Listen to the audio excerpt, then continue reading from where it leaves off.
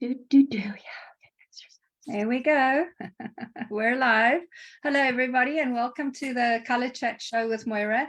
Today, we are featuring the fabulous expert in Feng Shui who hails from the Niagara region, our own Canadian sister in Feng Shui and color, Sherry Brouzes. Welcome, darling. Hello, Moira. Good morning, everybody in Ontario, anyhow. It's nice to see everybody. Thanks for having me join you today, Moira. Oh, it's fantastic. Nice to see you here, girl. So what we're going to do today is we're going to obviously chat about the book, the nonprofit Pay It Forward book for charities, coffee table size book. And you wrote the White Pearl chapter. Oh, goody. I'm just losing my sticker where I marked you, girl. There we go. I got you in. Finding my rainbow. And there you are. And the White Pearl chapter. So we're going to talk a little bit about your chapter today, and we're going to just help people who are interested in the color white. In the post in Facebook, I was mentioning how people had this trend for a number of years, white kitchens and white furniture and white walls. And it's all kind of going back to that bohemian 50s trend where people are putting in the evergreens again and and the teals and the colors are changing the decorations, right? So we've gone through a huge period of white preferred for home decor to colors, and that's quite interesting. And just before we go into that conversation, I'm just going to make sure that I have the chats up on my second computer. So if anybody comments or asks questions, Sherry, we can see what's going on. So I'm just going to open that up. And there we go. Let's have a look. Oh, fantastic. Anne, hello. Anne, you've turned up today. Welcome. You're picking number 1. It's a shadow card reading today. So feel if you get drawn to the number 1, number 2, or number 3. Pop in there if it's 1, 2, or 3, and we'll give you a shadow card reading today. Hi, Amy. Amy's joined us. She is the graphic designer and the person who got the book onto Amazon for us. And Norma Jean is in. Hello, Norma Jean. Lovely that you're here, girl. Anne says, White Pearl was my first bottle, and I unfortunately dropped it, and I was devastated. Oh, well, I know that was quite a thing that happened. It was like a burst, because white holds all the colors. It's a burst of rainbow, right? Yeah. So let me just quickly flash over the camera and show you what it means for you to pick 1, 2, and 3 if you're new to the show, if you've not seen this before. So literally there's the color your shadow deck, and you pick whether you're drawn to number 1, 2, or 3, and I will be revealing a card for you at the end of our 30-minute show and give you a little color reading for the week. And of course, shadow cards are, some people are a bit scared to have a shadow conversation or to delve into the darker sides of themselves, or where they're repeating a pattern and they're getting stuck. And of course, this is about giving you a message to help you move forward, or maybe even just a positive message from your shadow side that says, hey, you've done really well. So that's going to be interesting to see what that reveals. What are you drawn to? Hang on, I need a pen here so I can write this down too. What are you drawn to today? Sherry? Number 3, please. Are you drawn to 3? Okay. I have to say I'm drawn to 2 today. Make a note of that so we can check on that at the end of the show. 2 for me and 3 for you. Fantastic. Okay. Amy's saying she's picking 2. So you're picking 2, the same as me, and Brian is picking 3. Her Brian is the same as yours, Sherry, 3. I wonder if anyone's picking number 1. So do you want to pick number 1 shadow card? Let us know. Okay, so I'm actually a minute or 2 late today with the show because we've had family visit, and my grandson and nephew got into this room, the rainbow room, and went through all the spritzers. It smelled like a bomb of aromas have gone off in here. They've had such fun. And my grandson actually slept here in the room. So we had to quickly convert it back to a studio this morning. So apologies that I was a bit late for you, Sherry. It's okay. Yeah. It's fine. I understand. Yeah. So, Sherry, just to give people a general introduction, they haven't met you yet, you wrote the White Pearl chapter, Finding Your Rainbow. And you are very, very kindly, kind of gave us a little bit of an education in your chapter around what different colors mean, and which is very appropriate because in the white, whenever we look at white and we look at the clear bottles in the color mirror system, this is colors that holds the full rainbow. And so really appreciated you doing that for us. But you're a specialist in Feng Shui. I mean, your first love was Feng Shui. You used to be a nurse, and you explain that in the book. And then when you kind of retired from working as a nurse, you wanted to do something that you loved, and Feng Shui called you. But then you kind of then went, oh, well, I'm retiring from work and I'm going to swan around the country with my husband. And then color mirrors knocked on your door. Oh, it did. It certainly did. Okay. It did. Yeah, I mean, really just what impact has color had on your life, and how has it changed life for you? It's such a deep question, because when I, as a Feng Shui specialist or a consultant, of course, we studied, a specific amount of color therapy, but in a much different arena, I would say, more for spaces. It didn't have the depth. Nothing has the depth of color mirrors. With the spirituality, the past lives, the spiritual principles. It's just an overall fabulous transformative tool. And as I started getting into it with you, Moira, I started taking it to help my clients, but I certainly found out that I was very in need of some transformation too. And the healing that came for me was very profound and from a very deep place. So that does tend to be people's journey. They some of them actually don't even think about giving it to their clients as a modality or as a business or as a practice. They go, I just want to heal something in myself. And then they have such a profound experience, they can't help but feel motivated to share. Yeah. And I mean, that's why I've been doing this for 20 years. I believe me, oh my, and I understand that. Because after I took the course, during the course, there so many things happened for me. I was going through a little bit of familial conflicts and stuff, and it really opens your eyes to why. And instead of seeing it from one perspective, maybe from fear or from anger, etc., you see it from love, and it totally changes it. And I must admit also that the dynamic, it really does change. It changes everything. If it changes from within you, other people or other individuals, you don't really have to do anything. They will see the transformation in yourself. The change happens with you. And then, And you know what, Melissa, and for those of you who don't know, Melissa Jolly is the founder of Color Mirrors. She makes these beautiful bottles in South Africa. She would love to hear what you just said, that it allowed you to see everything through the perspective of love, because that completely changes the experience you have with people. Yeah. And as a nurse for many years, I knew that I enjoyed healing, and I loved to be a surgical nurse. That's where I'd had most of my strengths. And then, like you said, I traveled with my husband for 10-15 years, and I got started wanting to get into energy work. I wasn't sure, but Feng Shui bit me really, just grabbed me like color mirrors did. And Feng Shui being an ancient art form and science, it is so profoundly on the same path as color mirrors. I started seeing so many similarities. Probably because of color mirrors' spiritual principles. And of course, Feng Shui originated from the I Ching, which is the book of changes.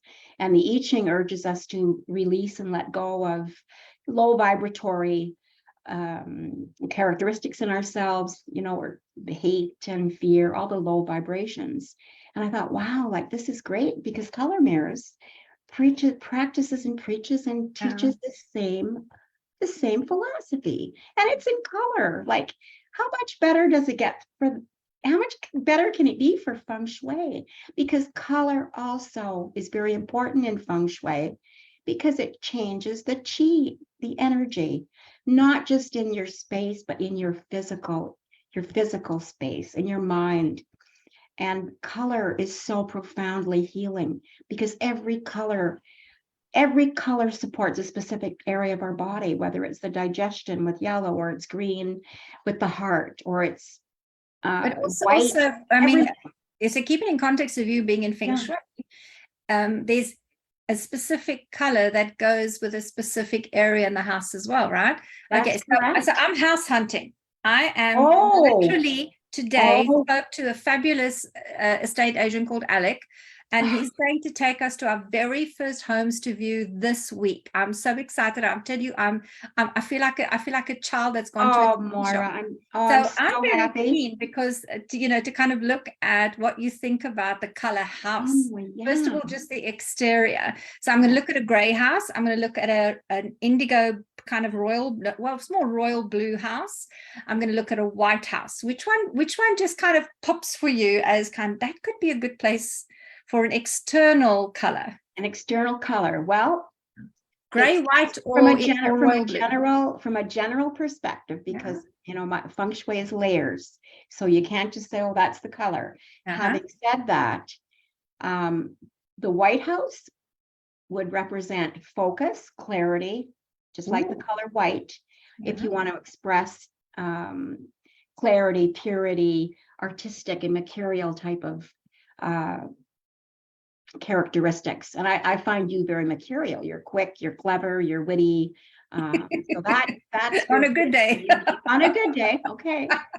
And then the gray also represents metal. Once again, clarity, a little bit of alchemy in Feng Shui. And the other one was indigo? The other one is it's a royal blue. It's not, not too dark. Blue. It's kind of a sharp blue, Royal blue in Feng Shui is related to the knowledge and wisdom gua of your house.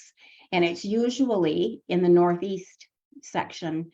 So someone that is probably pulled to that color would really like to increase their self-cultivation. I think you've done that. You surpassed that. So that could be something equivocal for you. But to really get down to the true color that you need, I need to know your birth date, and I need to know the element of the house. And the only way I can find that out is I need the address, where it's located, the property it's on, and the compass readings. Oh my God, I am absolutely going to be sending you that information. Okay. And I can let you know. You're going to let me know. If your trigram, if your personal trigram supports house's trigram. Okay.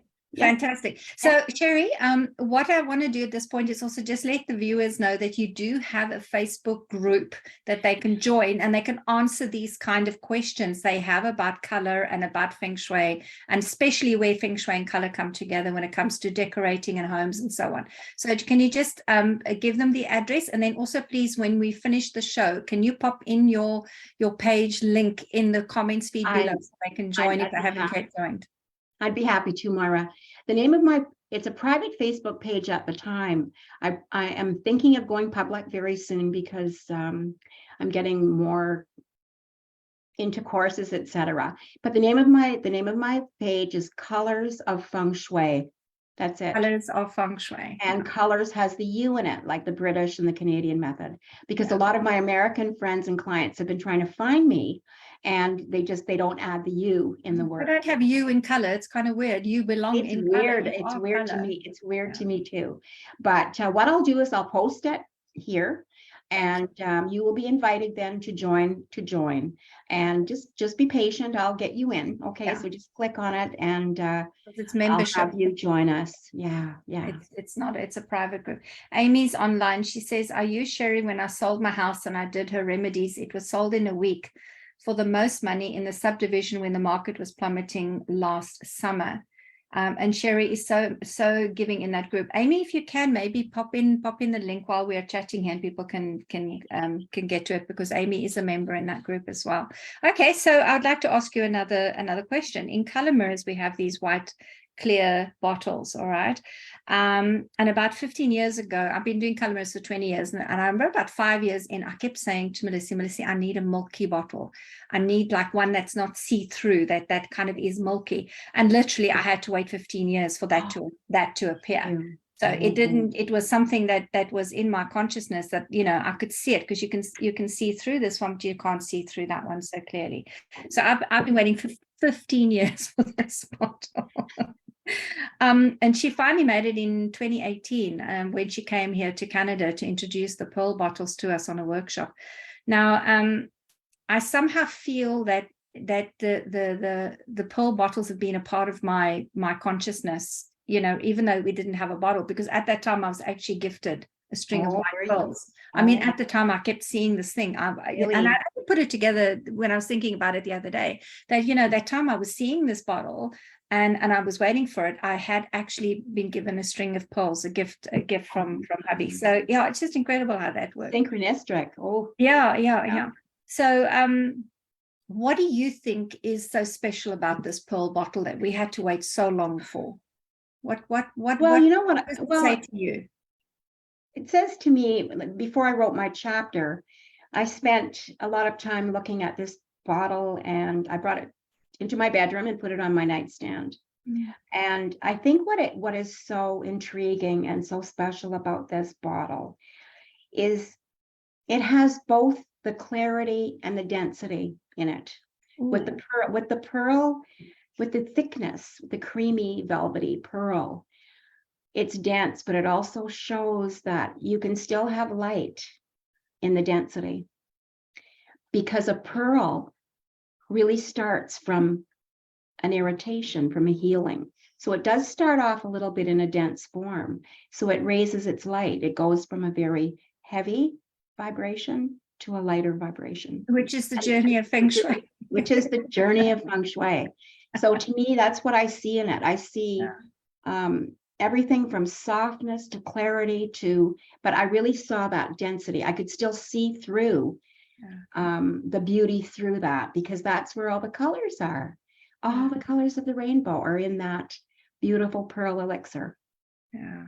And if you think about it, the clear bottle, the C9 bottle, that's completely clear in color mirrors, and then you get this milky one. Yeah. This one always tends to be a spotlight. It's kind of like a light shining on you. Yes. And watch out, you're under the spotlight, you're being scrutinized right now, and everything you say is being amplified. But it also is a bottle that says there's a big decision to be made.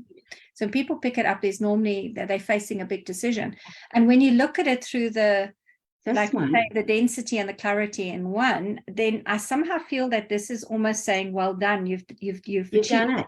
Yeah. You've got there. You performed well while you were under the spotlight, and you made a good decision. So I kind of think this one is that at the elevated end of the rainbow. If this could be the beginning of the rainbow, and this could be the end. Yes. Yeah, like that. Perfect.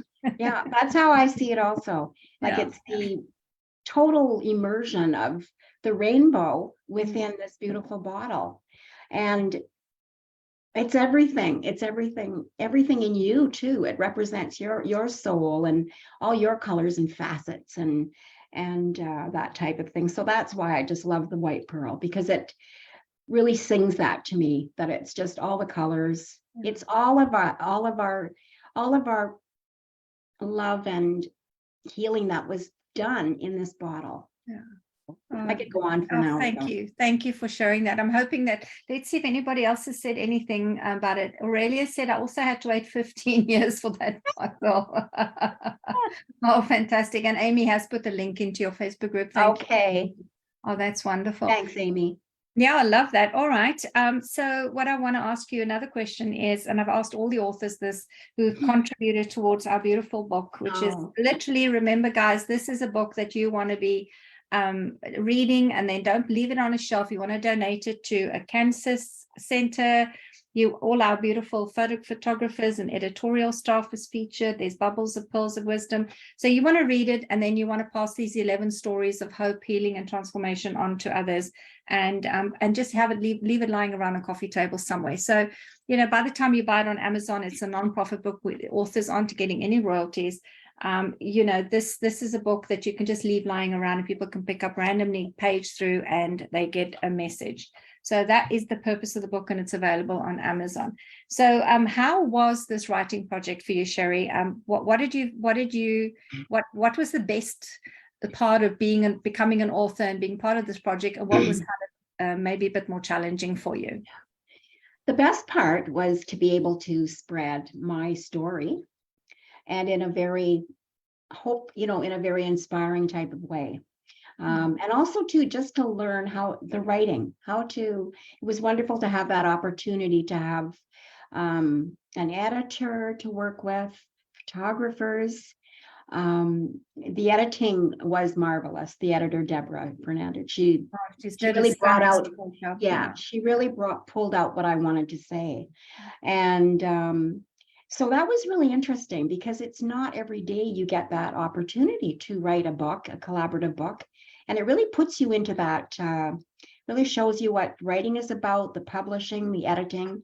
And as far as the challenging aspect, I think just being vulnerable and sharing your, some of your deepest wounds with someone.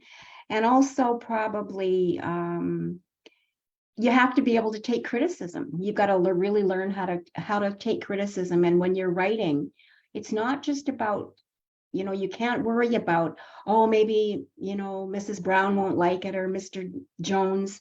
You have to write from your heart. You have to write from your heart and what you feel, and not worry about that.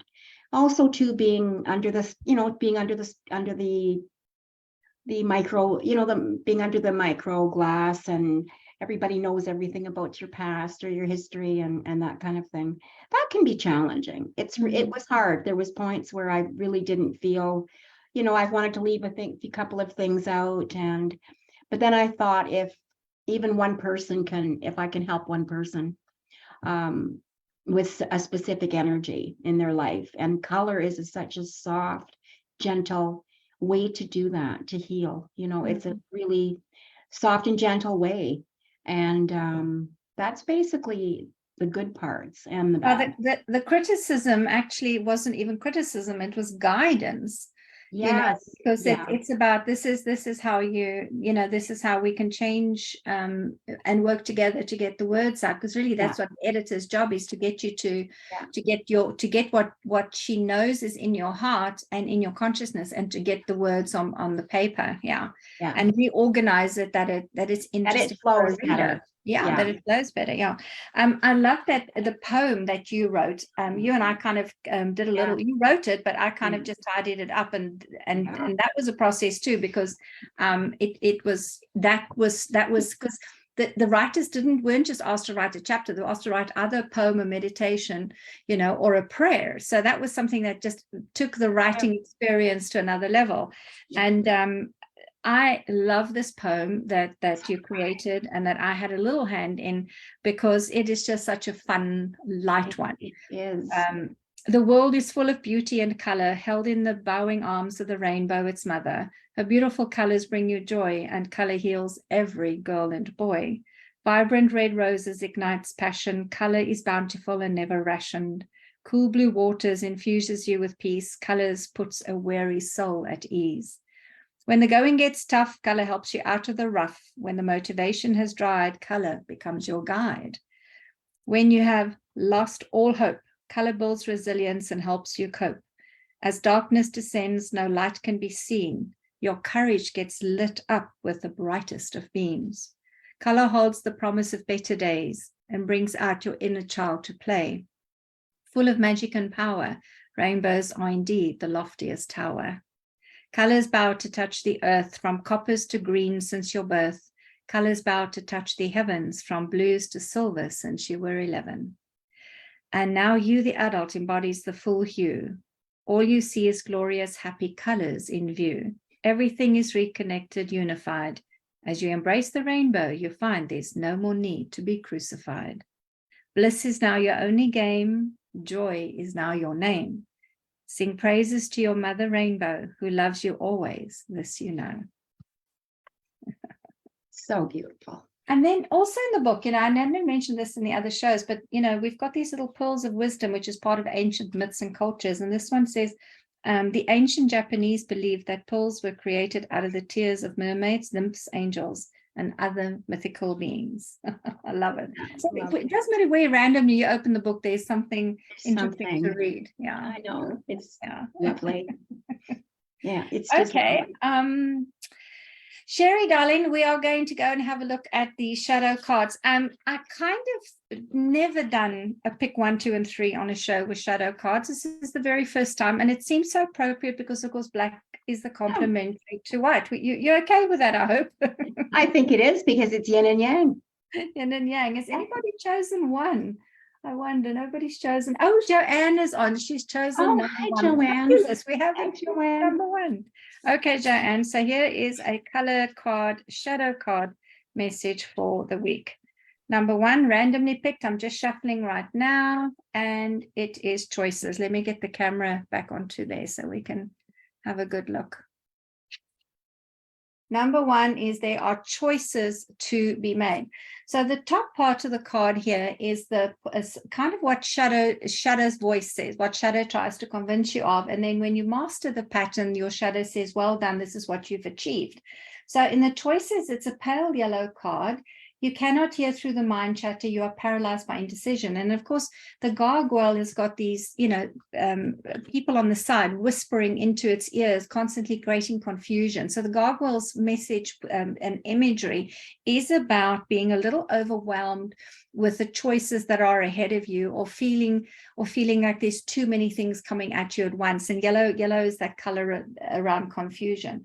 The bottom line says, I listen to the wisdom in my heart. I am a decisive decision maker. So there's the clue as to how to get out of feeling like you're stuck and confused, is just make a decision. It doesn't matter what you go. Don't worry whether it's going to be right or wrong. Just make a decision this week. Okay. So if you decided, well, am I going to do this, or am I going to do that? Just do this or that. It doesn't matter. You can't go wrong, because if you go in a direction that's not meant for you, it will just come to a natural dead end, and you can go back to the other decision. You can always change your mind. You can always go in the directions that you feel.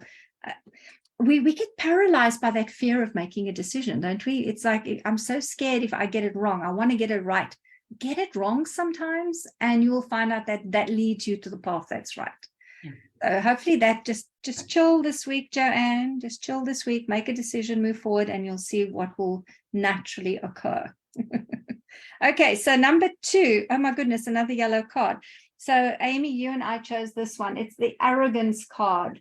Yellow. You believe your own hype. Your own presence demands attention. And then the positive side is, I embrace my ego's healthy ambition, and I am humble. So this is a week to watch out for that little ego devil that tends to come out and kind of strangle. The gargoyle image of this one is like that snake-like strangle energy. It's to not strangle and not get in your own way. Literally, you want to take a deep breath and claim joy in the moment, and not a kind of ego mastering moment, if that makes sense. I love Melissa's teachings in Color Mirrors, because she always says your ego is not the problem. Your ego isn't something that you can kill off. It's part of who you are. You embrace it, you work with it. So I often think that this card comes up because sometimes you might get challenged with feeling like you're a doormat, like you're being not valued, or your opinion, your yellows about intellect is not being valued. And sometimes this little arrogance energy, this ego energy, can come forward to help you just stand up for yourself, to go, and hold on a minute, it's like it's a little bit of a boundary. Does that make sense? Just a little bit of you don't push me too far, and don't, for example, what's happening, I picked 2, so I have to try and put this into where I'm at this week. This week, I'm going to look at my first properties, and I've had an estate agent I've been talking to for a while, and he kept trying to push me $100,000 over what I'm prepared to buy for, what my budget is, and what we as a family figured out we want to do. And he kept pushing and pushing, and were not hearing me. And I feel this is where that ego energy can sometimes come in, where you can just say to a person like that, don't push me. I know exactly what I want, and you pushing me is making me uncomfortable. Well, bottom line is, he's not part of I'm not having a conversation with him anymore. I have a new estate agent that I'm meeting with. Haven't yet met this chap in person. Looking forward to meeting Alec, but hopefully, we'll have a good relationship. So Amy, you and I picked this one. So this week, definitely make sure that you do utilize the ego in a positive way to help you set boundaries and to assert yourself a little bit, and to, you know, be a bit more in your power. Personal power combined with spiritual power, that's the way to go. I've just talked myself into being a really nice person this week. Okay, number 3, Sherry. Okay. And you got the orange forgive card. Oh, yeah. Oh, that's nice. Oh, well, this is one of the big principles in color mirrors, is to forgive, and it sits in the sacral chakra. Yeah. What's your take on this card? My take on this card is just like it says, forgiveness. Forgiveness will definitely open up. I mean, it opens up all the channels to love and to accept, right? It's the color orange is bliss and shock, etc. Forgiveness. I know I certainly learned a hard lesson with forgiveness since I started with color mirrors, and it's completely flipped the script. A specific and I remember for you, it was around self-forgiveness. It was. It was a pattern that you had to break, and the only way you could do it was to forgive yourself for what you thought you'd got wrong. Yeah, that's true. And that started the whole process around self-discovery and like you say, flipping the script. Yeah. And that was my major the major thing for me with color mirrors was forgiveness, and for yourself especially. So once you forgive yourself, it's like ho'oponopono, you know, it just opens you up to such a much more beautiful life. And forgiving yourself, then you can forgive others. And I think we all know the outcome of that. You have a much more peaceful existence, and you learn to trust. And I mean, everything from the physical self and our emotions. And once you learn to forgive, you can really move on and hopefully help others. So a good bit of advice for our viewers for this week who's picked number 3 is practice ho'oponopono. I'm sorry. Please forgive me. I love you. Thank you. Thank you. Those 4 phrases of the Hawaiian forgiveness process. Practice that this week, and you know, especially towards yourself, do some self-forgiveness, because Sherry is definitely proof, and please read her story. You know, she's written about it in her chapter. It's a very important process to forgive, and it is one of the main spiritual principles taught in the color mirror system. Yeah. Oh, thank you for that, Sherry. There you go, guys. I hope that you've liked your messages. Let's just see if anybody has said anything here. Amy says, yeah, the doormat has and being taken advantage of is happening. So standing up for myself on the agenda. Fabulous, Amy. I'm glad that. Norma Jean says, I picked 2. It's spot on for standing up for myself and keeping boundaries. Oh, that's also very good. Wonderful. I'm so glad. These little messages, you know, I have such fun, because every time you pick a card and you read them, you kind of, you know, you get these little threads come out, and I just love them. And in my family, certainly with the picks we make, we talk about them during the week. Something happens, you go, oh, didn't you pick that card in the show? That's the card for the week. And they come in so useful. Oh, Sherry, my darling, I just love this time. I would love to talk some more, especially all this Feng Shui wisdom that you have. And are you one day going to write a book, a full book maybe about you know, have, or I think what's on the agenda right now? What are you working on? Oh, I've been so busy. I have been so busy. I've been doing many Feng Shui consultations in the Niagara area. I'm booked almost, 3 days a week. And I'm really introducing the color mirrors system to quite a few people. And to the Feng Shui Guild. And the Guild, which is something, I was accepted to write to list my course. I'm going to start teaching the color mirrors practitioner course in the late fall, and it's my next step. And it took you got to take that step, but I've had a lot of interest in the program, and I really need to share this. And I think that I will even excel, and I will even become more you just keep growing. Your spiritual awareness just keeps growing. And I think through teaching it will really help me do that. Yeah. So I've really blended the color mirror system with the International Feng Shui Guild. I did the summit in March and opened many, many people's eyes to it. Unfortunately, I wish I could give the recording out, but because you need to pay for it at this point, but they're working on a new summit for the fall. So maybe after that, we'll be able to release some of the recording. So if anybody's interested in Feng Shui and they want to study color mirrors, this is the person you want to go to. You want to go to Sherry. She's running her course and she's open for booking. So please contact Sherry. Yeah. Thank you, my darling. We got to go, but thank you for being part of the book. And we now are full-on authors. We are full-on authors ready for this book, the Dragon Wisdom book, the next one. I will start working on it. Probably because now I'm going to have a house move come up, right? It's going to be in the fall. We'll start working on that book and have it ready to launch next year. But it's definitely a go. We're going to do the next one as well. So thank you for sharing your wisdom with us today and in the book. I appreciate you. Thank you, everybody, for turning up and your lovely comments. I really appreciate you all being here and part of the conversation. Love you and see you next week. Cheers. Bye.